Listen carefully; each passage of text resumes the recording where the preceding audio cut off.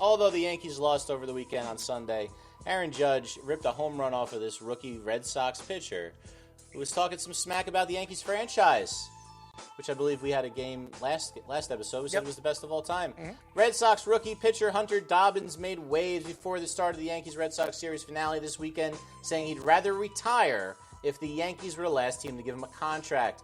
Judge then said, "I've only heard Ken Griffey say that, so I was a little surprised." Then Judge surprised Dobbins with a 436-foot oppo shot to right center off a 98-mile-an-hour high fastball that he left a little bit over the middle. Two-run home run. Jazz Chisholm, Errol, this is why I brought this one up, because Jazz gets in on the fun, your favorite. I love competitiveness, but to say that being a rookie is kind of crazy to me. To say that you're going to rule out one of 30 teams to be a professional athlete. Just in case you forgot about Judge, 396, 23 homers, 55 RBIs, 62 runs, 1.264 OPS. Errol, dial it up! I don't know who Hunter Dobbins is. He's a rookie. He wants to open his mouth. He wants to smack. He wants to lay the smacketh. Well, he got smacked up, guys. That's all I'm going to say. Aaron Judge doesn't have to prove anything to anybody. We all know he's the captain. We all know he's the face of the franchise. He's probably the face of baseball. You can argue that he is. The fact is this kid goes out there, he opens his mouth, he got to put up or shut up. The Red Sox still won the game. Even if Aaron Judge smacked that 436-foot home run, it really doesn't matter. The Red Sox won the series. Dobbins obviously can't stand the New York Yankees. There's a lot of people that can't stand the New York Yankees. The fact is, you got to go out there and you got to win games, and the Red Sox won the game. So it doesn't matter what Aaron Judge did in the game. And, by the way, I don't want you, Dobbins. So stay over there with the Red Sox or the Red Cranks or the Ball Busters. Go play with the Bloody Sox if you want. I could give a crap. Kiss my ass. Hunt that one, Hunter. It's interesting to me when you get a kid trying to, I don't know, is he trying to make an impression? Is he trying to project something that he isn't? Or is he just stupid? I mean, it's obviously a rivalry. I mean, it was the first time I was ever thrown out was in a Red Sox-Yankees game. It's kind of, you don't know him. Is he trying to make a statement? But also, you don't necessarily do it in this instance as a rookie because, as mentioned and I've talked about before, back in the day, if that was said and it became bulletin board material, you're getting pulled to the side and be like, what are you doing? Like, shut up. Like, this isn't your place to say it. Now, if you got a veteran that says it, it carries different weight. And they've been around. They've experienced it. They've been a part of the rivalry. As Mitchie was like, yeah, they just tap him on the back now. But yeah, back then, as a rookie, if you said one word, I was scared to say anything. I'm like, no, I'm good. Oh, you need candy in the backpack? You want me to go get this? 10-4, what do you need? But I wasn't talking to the media. I wasn't saying, oh, they're terrible or this, that, and another thing. You pick your battles, and especially as a rookie, I feel like obviously the game has changed, but you pick your battles, and when you've earned that right to, kind of run your jibs a little bit, then it is what it is.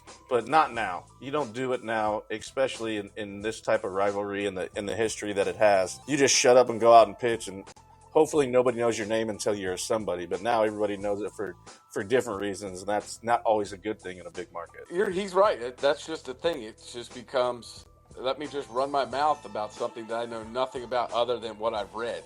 Until you experience that rivalry, being involved in it and seeing what it's like, because you're just, like he said, you're giving bullboard material to the team, which, I mean, and the team, guys handle it differently, right? It's just something it's not really brought up. The guys really don't care about it until somebody says something to them about it, right? The media goes to, but granted, there are guys that'll say, well, he shouldn't have run his mouth. Yeah, he's right. But, you notice the Judge didn't say anything other than nothing disrespectful. It's just the fact of he really shouldn't have been saying anything because you're not anybody. Then you had Chisholm trying to be, who are you, talk running your mouth type of thing. So, I mean, you see it. It's not like in hockey, if somebody does it, you can go punch him in the face. Or football, go, yo, I'm going to get you. Baseball, it'd be one thing if he did it and then he drills somebody and kind of just ignites the riot. If he's trying to light a fire under somebody, I can see. But you have no say in it. You know nothing. You know nothing about anything other than the fact that, I have a phone and I can tweet out and run my mouth about something that I really know nothing about. I think he was just trying to light a fire under the Boston fan base. Like, I'm all Boston, F the Yankees. I want Boston behind me, whatever type of thing. That shit's for the birds, bro. I'm guarantee you, if the Yankees were the last team to offer him a contract, 1,000% he's signing. Yeah. So all talk to me. So he got what he deserved. He got smacked. I loved how Judge was just saying, I only ever heard Ken Griffey say that. This guy doesn't sound like Ken Griffey to me. It's basically what he was saying. And then he made his point pretty clear with his actions instead of his words. It sucks when you lose those games, all right? But it wasn't like he hit the home run and then he's looking at him like, dude, yeah, pimping it out, running your mouth type thing. He just did his job and he went about it. It wasn't like it was kind of like your big brother smacking your ass and going, don't do it again.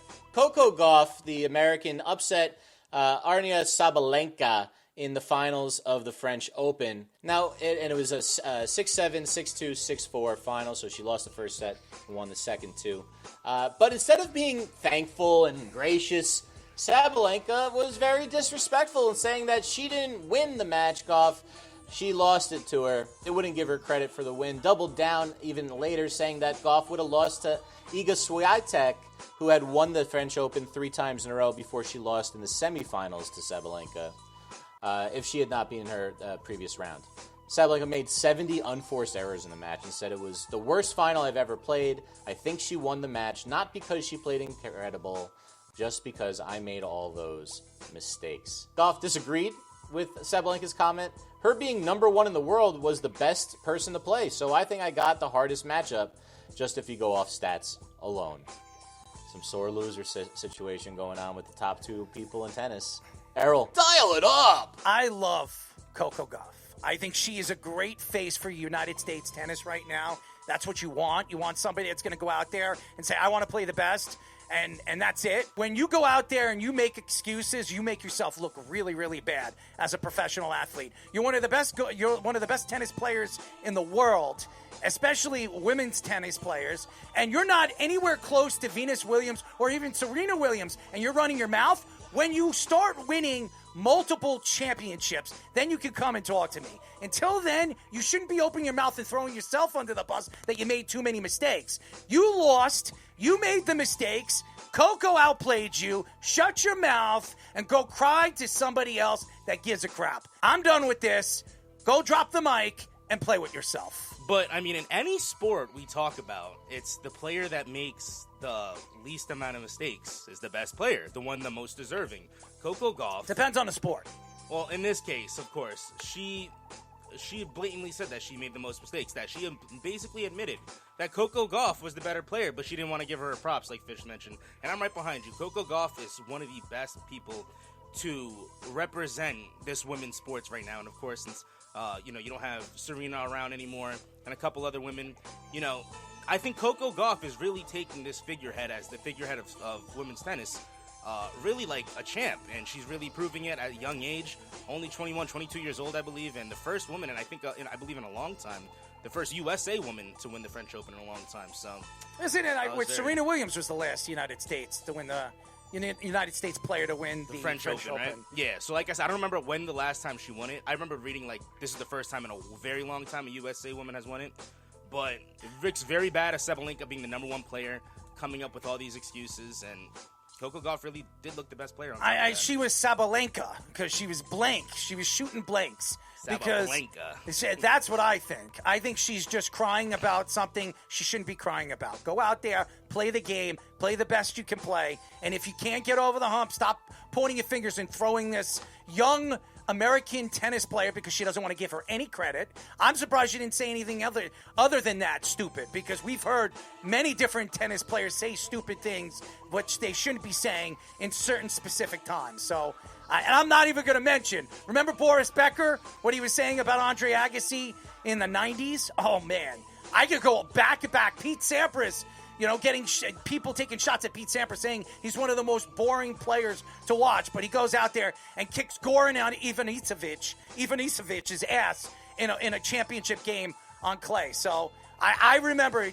I think you should just keep your mouth shut and play the game. Stop worrying about what the other guy or girl is doing on the tennis court, on the football field, or even on the ice rink. Because the media is just looking for that little soundbite of that little bit, and they run with it. It'd been easily handled. Hey, I made so many unforced errors. Give her credit. She took advantage of it. She beat me.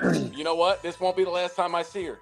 and we'll see what happens next time. You do it that way. That way you put that little seed in her head of going, okay, I'm coming for you. Not, I lost. She's not that good. It was my fault that I lost. I just looked at the last winners. So the last American winner was Serena Williams in 2015. Yeah, I remember so 10 it. years ago. I remember it, yeah. Before Serena, she won 3 times. Before Serena, it was Jennifer Capriati in 2001. And if you don't American. remember Jennifer Capriati, she was up and coming, one of the biggest American tennis players, and then she started doing drugs, hanging out with the wrong guys, and then her career practically ended just as quick as it started, unfortunately. And Jennifer Capriati could have been, I wouldn't say she was Serena Williams, but she was going to be like the next big thing. The Giants break up with a fan who wanted to cancel their season tickets.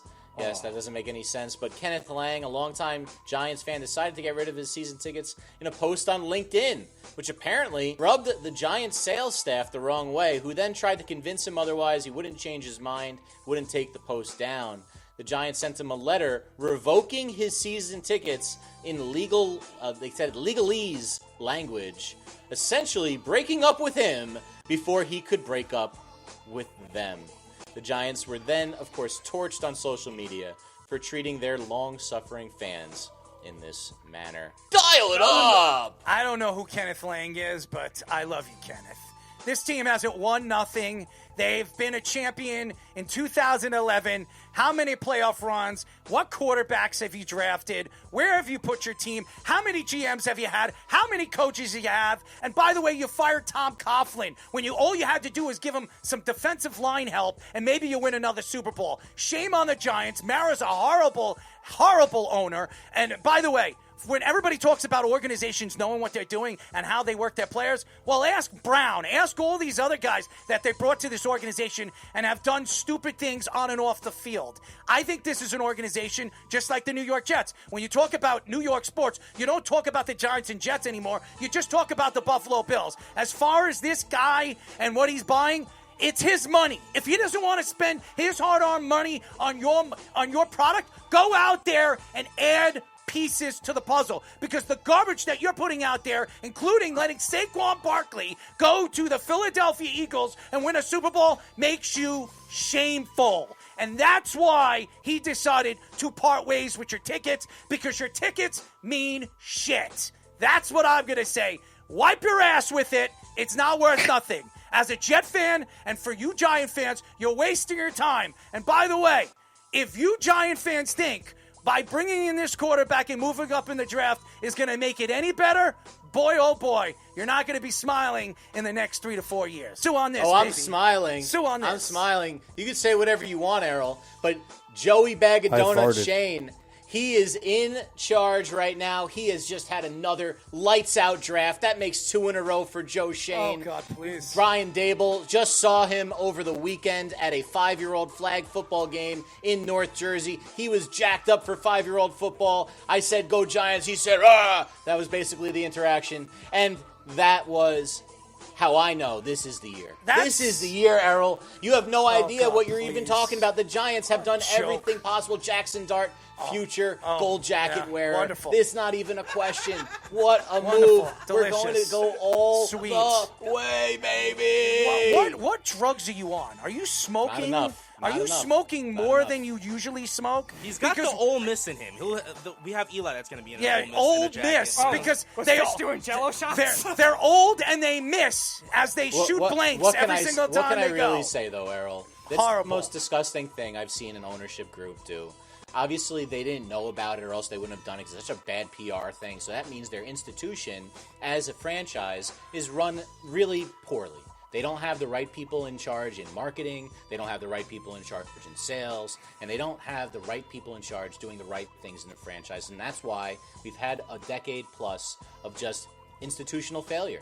That's what's been going on. New York As sports, soon as they got baby. rid of Coughlin, New you York said it, Errol. sports. New York sports. But it's looking up now with Joey Bag of Donut Shane. Dable will be fired at the end of the year. Their GM's going to be fired at the end of the year. And by the way, the Giants will be looking yet again for another head coach. The Giants, at one point, had coaches every 10 to 12 years. They've had 4 coaches in 10 years. So congratulations to the absolutely incredibly stupid New York Giants.